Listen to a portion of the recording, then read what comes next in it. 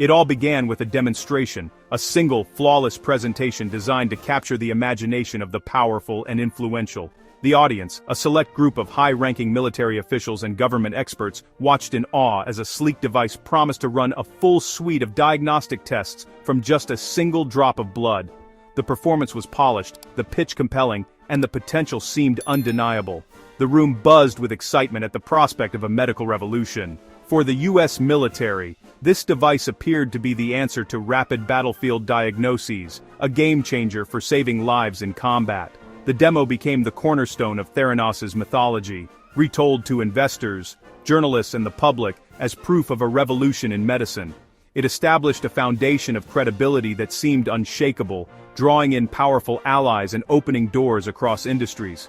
The power of this single event propelled the company forward, setting the stage for a meteoric rise and dazzling the world with its promise. However, behind the curtain, a different story was quietly unfolding. The pressure to live up to the promise made in that room began to mount immediately, straining the team and the technology.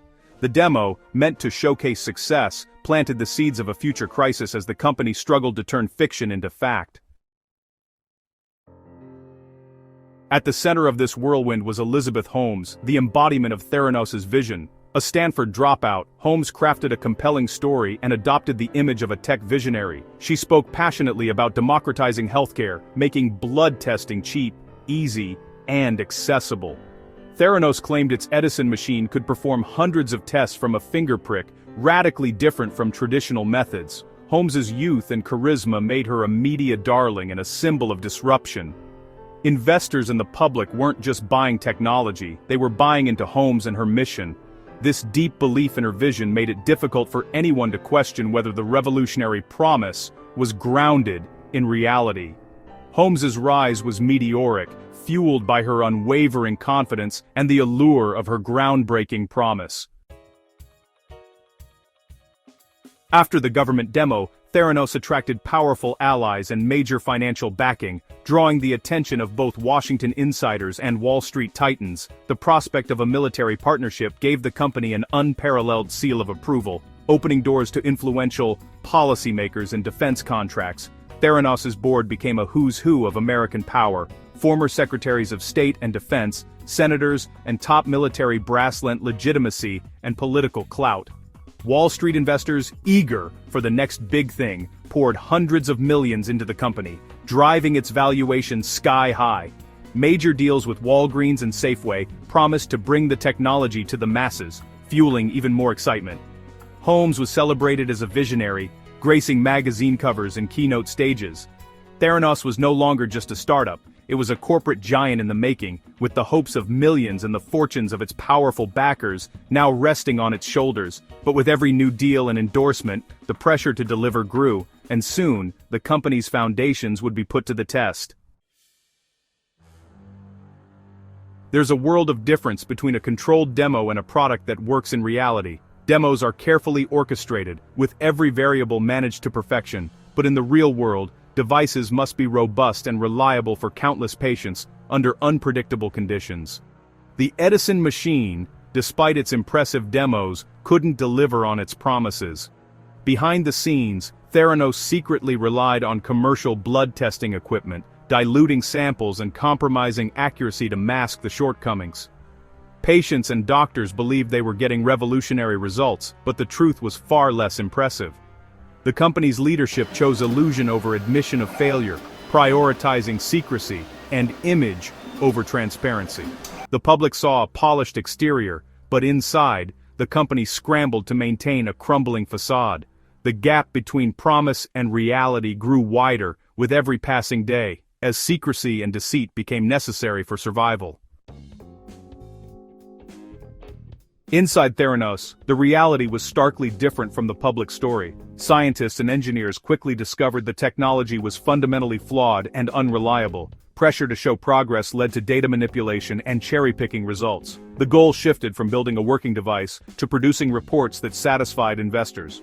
Concerned employees tried to warn leadership about the risks to patients.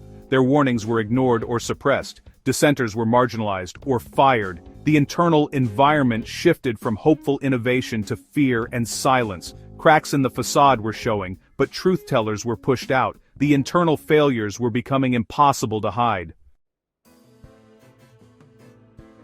Theranos' internal environment was built on strict control, secrecy, and intimidation. Teams were deliberately kept in isolation, unable to communicate or see the full scope of the company's failures. Holmes and Balwani ruled with paranoia, using surveillance and constant monitoring to enforce loyalty and obedience. Dissent was treated as betrayal, meetings were tense, intimidating and filled with suspicion. Departing employees faced legal threats, aggressive non-disclosure enforcement, and the looming threat of lawsuits.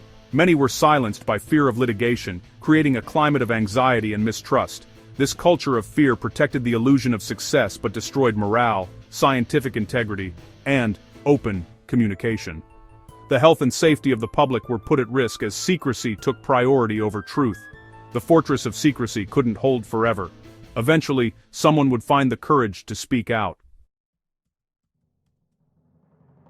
The unraveling began with investigative journalism. The Wall Street Journal exposed Theranos' technological shortcomings and deceptive practices. Regulators found violations and declared the company's devices unapproved and unsafe. Walgreens and Safeway, once major partners, cut ties and sued for breach of contract. The pillars of support crumbled as the truth became undeniable. Holmes went on the offensive, claiming a smear campaign, but her denials no longer convinced anyone. The weight of evidence made the company's collapse inevitable.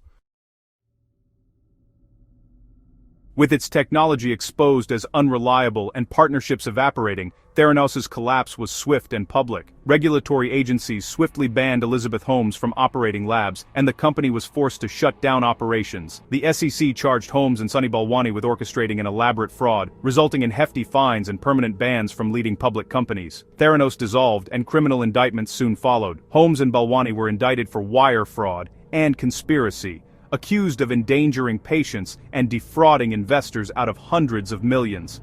Holmes was convicted and sentenced to over 11 years in prison. Balwani received nearly 13 years behind bars. Their conviction sent shockwaves through Silicon Valley and the biotech industry. The story that began with a promise to revolutionize healthcare ended in a federal courthouse, with the world watching. Billions of dollars vanished, investors were left empty-handed, and patients' trust was shattered. All that remained was the wreckage, and a powerful lesson for Silicon Valley and beyond. Theranos stands as a powerful lesson in the necessity of integrity and accountability in leadership. True leaders must be transparent, prioritize truth, and accept responsibility, especially in fields like healthcare, where lives are at stake. Holmes's self-belief and vision, once strengths, became the engine of fraud when untethered from reality. Her story is a warning about the dangers of unchecked ambition. The Theranos saga also exposes the double-edged sword for women in tech. Holmes was both celebrated and vilified, her gender amplifying the scrutiny and expectations she faced. We must recognize the unique pressures women leaders encounter, while holding all leaders to the same standards of truth and integrity.